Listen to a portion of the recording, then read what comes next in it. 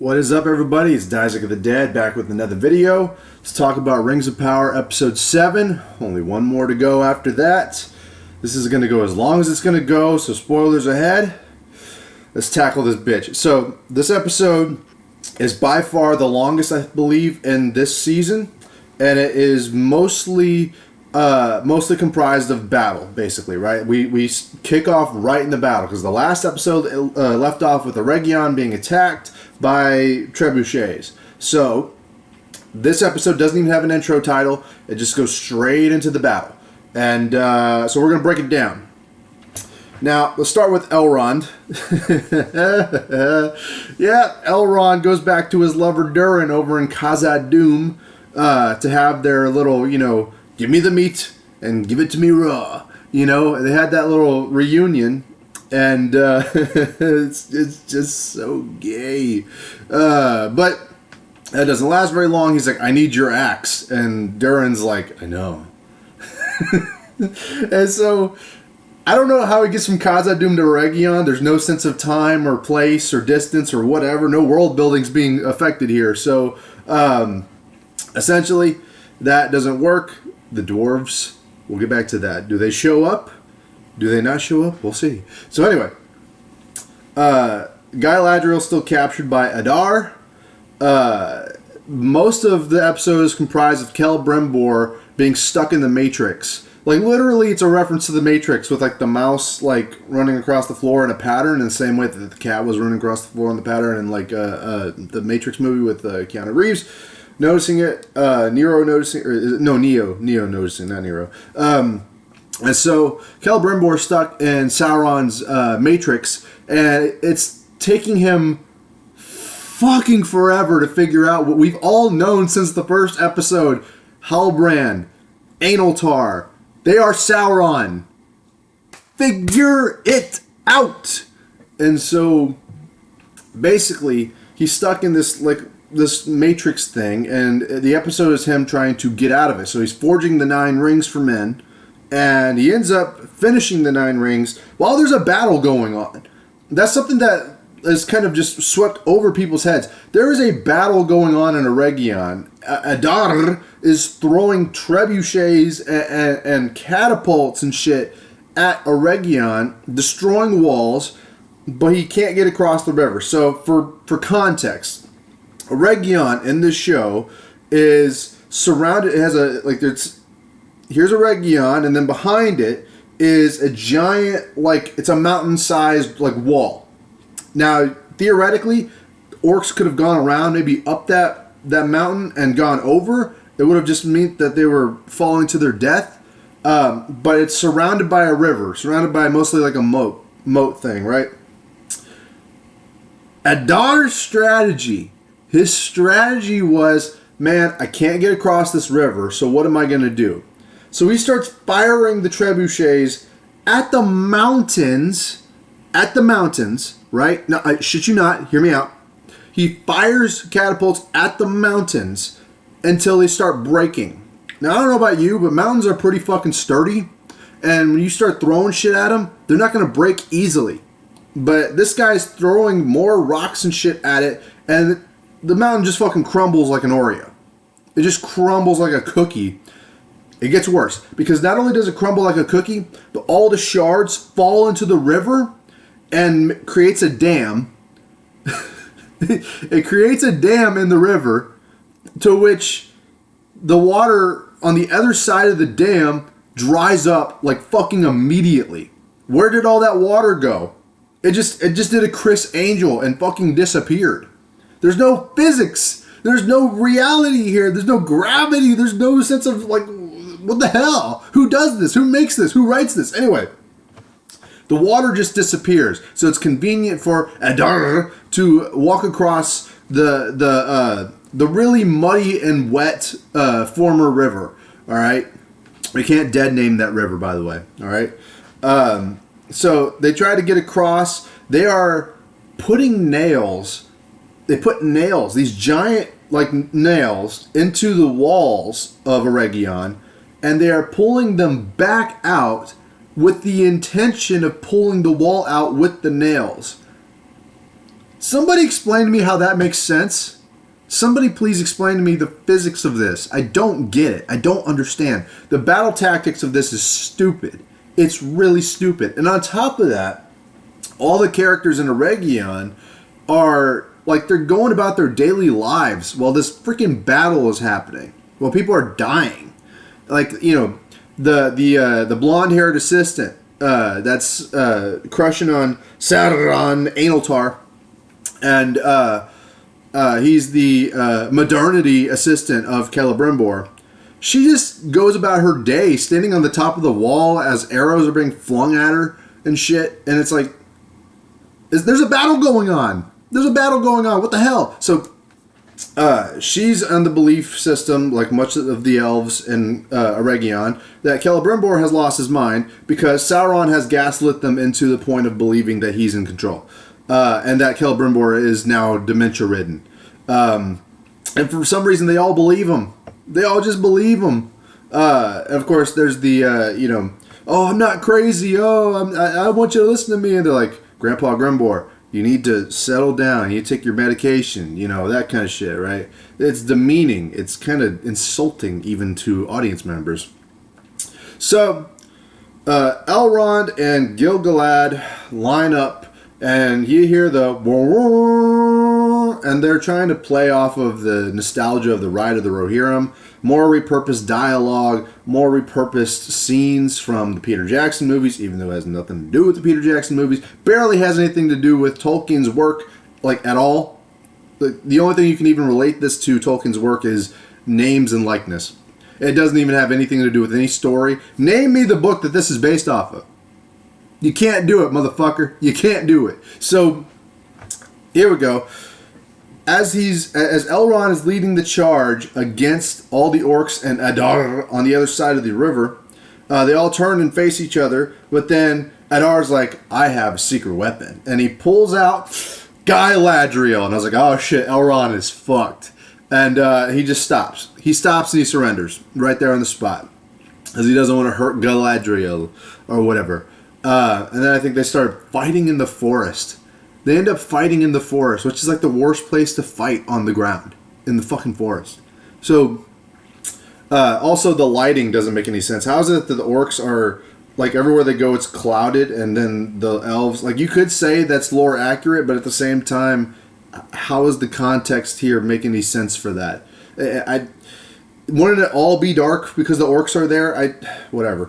It's hard to even justify some of this shit. So, on top of that, let's see, Durin, the son Durin, is trying to protest with his wife, who always has her fat chicken leg out, and she was with bats in the last episode. I forgot to mention that. She summoned bats, which is, like, objectively evil, but what do I know? And so, they protest King Durin and his dementia, and the dwarves get held up in Khazad-dûm, and I believe they might have summoned, the Balrog. Might have summoned the Balrog. Holds him up. It holds him up, and there's something that distracts Durin as he's, committing, or he's not committing, he is. He's committing to Elrond, and he's giving this speech to Khazad-dûm and all the dwarves there. He's like, let's go fight with our friends! And then he gets distracted by something. So Elrond's, Doogie Elrond's plan is to pull out his secret weapon, which is Asian assistant. I think her name was Rian. She's an Asian elf. It'd tell you how tokenized all this shit is. So she apparently is a badass. I think. I've never met her before. I'm guessing about her name, really. As she shoots arrows, and it blows up the battle thing, and everything blows up. And then she's such a badass that she gets shot in the chest with multiple arrows, and in the back with multiple arrows. It's like, member Boromir? Member? I remember Boromir. I remember. Except this isn't Boromir, because Boromir's death was a sacrifice that was based off of him trying to redeem himself for showing that he was corruptible by the ring, and kind of scared Frodo a little bit. So he wanted to prove himself that he wasn't evil, and that was the redemption for him. This doesn't make any sense. I don't know who this person is. I don't know why she's in the battle. I don't care why, you know. And so the orcs bring out their secret weapon, which is a giant troll, right? You know, I remember the people like Simon Tolkien and everybody else said they want this show to be like Breaking Bad. Fucking really? And they wanted a Mike Ehrmantraut troll. I think this was the guy. I think this troll was the guy that was the Mike Ehrmantraut troll. And so he barges in, he does the raw, raw, raw, and he's throwing shit around. And eventually he gets cut off at the knees, but you don't see it on screen. And he falls over, and Gil-galad, Elrond, and Black Legolas all start stabbing him to death, but you don't see it on screen. You just see his face go...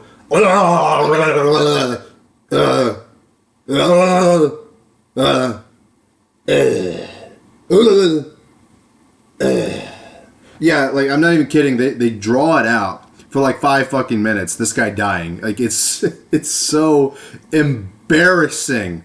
It's embarrassing. And it's probably a good thing that the lighting is about as dark as, The Long Night, so that you don't see a lot of the dog shit that's happening. And so Elrond is pretty convinced that the dwarves are going to show up for him, because now the orcs are outnumbering the elves here. And he's like, they're going to come. They're going to come. They're going to come. They're gonna come! They're gonna come! And I just sat there. I was like, dude, Elrond, chill. I know he's your boy, but damn, you sound like a thirsty bitch right now. And I just thought, I'm gonna come. Durin never did come, did he? He never did. It was all fake out. And a daughter took the day, but we're gonna come back to that here in a minute. Because right before that, Adar would sat down. Whenever Elrond stopped his charge on Adar, they sat down. Elrond and Adar sat down to discuss the exchange. They were like, hey, we have a common enemy of Sauron in Eregion. And Elrond's like, I don't deal with orcs. Y'all are the bad guys. And so, basically, Elrond doesn't deal with the bad guys. Adar is like, snooze, you lose, fella. And any last words you're going to say to Galadriel before I gut her like a fish? And he's like, yeah, I'll say something to her. Mwah. Mwah. It's like, bro, wait a minute. Wait. You're telling me that the woman, Galadriel, in this case, Gachadriel, the future mother-in-law of Elrond, just got a romantic kiss from this man. What? It's like kissing your aunt. How do you kiss your mother-in-law like that, bro? Like, how can people justify this as Tolkien's work? Motherfucker, you don't even have to read the books to know this is bullshit. It's unreal. The amount of fucking mental gymnastics people have to go through to defend this. These are corporate... That's what these fuckers do. They suck on Amazon's cock like they are desperate for a thirsty little cum guzzle of shilling, and they get their fucking gift baskets when they walk out. It's unreal. It's embarrassing. I hope y'all's integrity is still intact, because right now it's flimsy as fuck. So... Galadriel and Elrond kiss each other. During that kiss, Elrond hands her a little lockpick that she breaks out of. She breaks out of the lock, and then she goes off. She finds Don Lemonless. Don Lemonless is stupid, so he's going to be like, I'm going to go in there and I'm going to kill Adar because he took everything from me. I'm like, fucking when? What did this guy ever do to you? I don't remember. I've been watching this show since it came out. I can't fucking remember what he did to you. So, yeah. Galadriel finally said something that was Galadriel-like, and it was like, hey, don't be stupid. Don't be stupid. And eventually, Black Legolas, Don Lemonless, goes out onto the battlefield, and he meets Adar on the battlefield, and then he gets gutted. He gets stabbed. presumably dead, but we are talking about a show that doesn't believe in physics, reality, or Tolkien, so chances are he might not be dead for all we care. But yeah, it looks like Adar stabbed him to death. So maybe we'll see Don Limitless again. If not, R.I.P. King. You did good. You gave us good laughs. I want to know where that fade barber is over in Middle Earth because got a nice fade. So what else? What else? Nothing in Numenor, right? Was there anything in Numenor? I can't remember if there was anything in Numenor in this episode. Probably not. Because I remember last episode in Numenor was the trial by octopus. The trial by Japanese porn, basically. And so, and so we got the battle. Elrond's like, they're going to come. They're going to come. They're going to come. But they never came. They never did came. Celebrimbor finally breaks out of the Matrix, and he's covered in all this soot and dust, and this is the funniest part of the show right here. He's all covered in dust. He's being gaslit by everybody. He's being gaslit by Sauron, and he finally creates the rings. He finally gets the rings, and the 9 rings for men, and he gets the 9 rings for men. Everybody's like, Grandma Grembor, you need to settle down. You need to get back in the house, right? You're scaring the neighbors.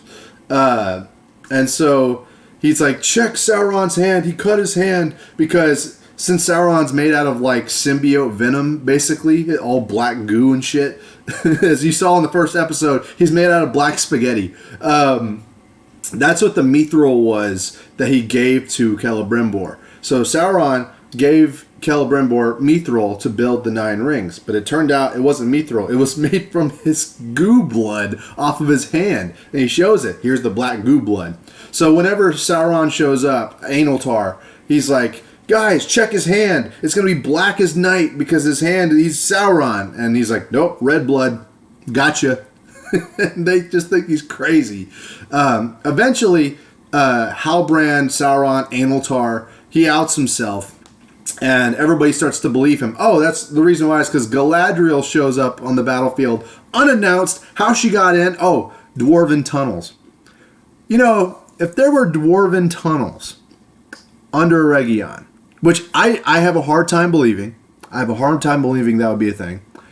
Why didn't Adar just use those? How do you have a dwarven tunnel under a river? Under a river. Bro, what are you talking about? This show is so stupid. It really is perhaps the dumbest show I think I've ever seen. And I've seen The Acolyte, which was also really fucking dumb. But, you know, that's the motto that we have, right? It's like it can always get worse. It can always get worse. So Galadriel goes under the dwarven tunnels that Adar could have gone under if he really wanted to attack Eregion. And she tells everybody, hey, Aniltar is actually Sauron. And everybody's like, oh, makes sense because a woman said it. And so they believe Celebrimbor. Celebrimbor's like, I have to face him. I'm going to have to face my judgment because he knows that I stole the rings and he wants the rings. So he gives the rings to Galadriel, so she stuffs it in her bra. I'm not even joking. That's what she does. And then he goes back to face Aniltar. Aniltar kills all the guards because obviously. But before that, you know the scene that I mentioned where he had his hand red? This is the funniest part. Was they were on top of the wall. As trebuchets and shit are flying everywhere, right? They're on the wall of Eregion. And everybody's like, Grandpa Grembor, we need to take you back up. And then Sauron does this magic thing like the Force, and he's like, yeet! And Grembor, he takes the side chick, the blonde-haired assistant, and yoinks her off. Like he yeets her right off the side of the wall, and she falls and like breaks all of her bones, and she's just sitting there. I know that's like supposed to be dark and like disturbing, which is not Tolkien at all, but I was laughing my ass off. I was dying because then once she fell to the ground, the fucking orcs were like, all right, what's ya? Dude, these shills, they're like, humanizing the orcs is something that Tolkien did himself. You know? Orcs having a family is not breaking canon. You know, orcs being nice is not a bad thing. You know what orcs do? They stab people. They attack people. They're warmongers. They're corrupted by Morgoth. I don't give a fuck if they make babies. I don't give a fuck if they have a family. They ain't nice. They're not nice. They're orcs. You know, orcs procreate. If you've seen the Uruk-hai, they're not even made out of standard, familial practices such as procreation. Most of them are made out of black magic and corruption. You know, if you paid fucking attention instead of being a shill. I don't think orcs ever fuck, really, unless if they do. It's disgusting. It's probably disgusting. And so this scene perfectly encapsulates what orcs are. Is, hey, you're dying on the ground. Let me help you out. Whatcha? It kills her ass. And I was like, damn, this show is funny. This is the funniest parody of Professor Tolkien I've ever seen. You know, forget epic movie. This is it. This is the parody right here. You know, Wheel of Time can suck a dick. So, anyway, that was funny. That was a funny ass scene. Now, granted, I can't even remember what happened to Celebrimbor after that. I think that's where it left off with Celebrimbor. And so, after the sun rises, Galadriel has got the rings. Don Lemmelness is dead. Nobody gives a fuck about any of the other characters. Gil-galad and Elrond are left to fight the remaining battle on the Sunrise battlefield. And Elrond is on his knees, pleading for mercy, I guess. And Adar shows up, and he has a CGI face, bro. Like, he doesn't look real. He looks deep faked. His face looked deep faked. It's so weird looking. But he comes up, and it turns out that Elrond has the ring that Galadriel had. I can't remember the name of it now. It's fucking blanking on me. But has Galadriel's elven ring that Adar wants to use against Sauron for its power. I'm not sure that's how the rings work, but hey, give it a shot. It's rings of power. Anything can happen. So, whenever he gets to Elrond, Elrond is on his knees, ready to give a good hot tour, and Adar takes the ring, and that's how the episode ends. And the end credit song is a shitty production, shitty lyrics, shitty music design. The song for the end credits scene is a heavy metal, like, orc chant. It sounds stupid. Like, dude, new metal from the 90s needs more respect because of shit like this. Because Amazon thought that they were being edgy. They thought they were being edgy by putting AI and saying, hey, AI, hey, ChatGPT, how about you generate a song for me, a heavy metal song about orcs attacking Eregion? It was so gay. It was so fucking lame. It was embarrassing to listen to. And the production quality, dude, okay, look. I'm taking audio engineering, all right, as my major in a community college right now. All right, I'm doing audio engineering. I can hear the subtleties of engineering music, and that shit sounded gross. It just sounded like fuck shit. It sounded trash. It was trash. And it's like they were trying to be edgy. They were trying to be heavy metal. They thought they were being fucking cool. But no, they came off as like boomer, lame ass, degenerate, current day fuckers, basically. And so that heavy metal shit didn't go hard, according to some people. They say, oh, this goes hard. Do you even listen to metal? Do you listen to anything besides Taylor Swift, you fuck? So that's how the episode ends. So we got one episode to go, the finale. Holy shit. I watched the episode of them talking afterwards, like the 10-minute, like, hey, let's talk about the episode thing, that they do after every episode. I've never seen any of those before because I've never been interested, but I was curious to know what their mindset was making this garbage. And turns out no questions were answered. Felicia Day is a fucking shill, just like Patton Oswalt or Wesley from from Star Trek, The Next Generation. What's his name? Will Wheaton, that pussy. Fucking sellout.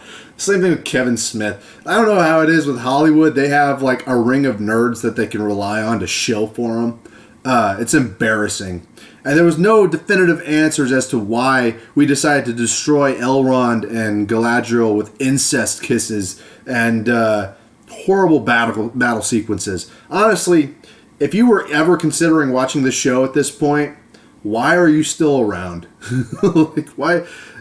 If you are enjoying the show, hats off to you. You must have lower standards than me, but and a higher pain tolerance apparently. You crayon eaters. But if you were like considering this show as a legit Tolkien work that you were going to enjoy, that's respectful to Tolkien, how are you still around after all this? Like, I don't understand. I'm barely living off of the parody here. I do it for the lulz. I do it for the channel. So, one more to go. One more to go. Let me know what you guys think down in the comments below. Let me know if I missed anything. Let me know if you want me to talk about more things in the future. Like, share, comment, subscribe. I will see y'all in another video. Don't smoke crack, because if you smoke crack, you're a Rings of Power fan.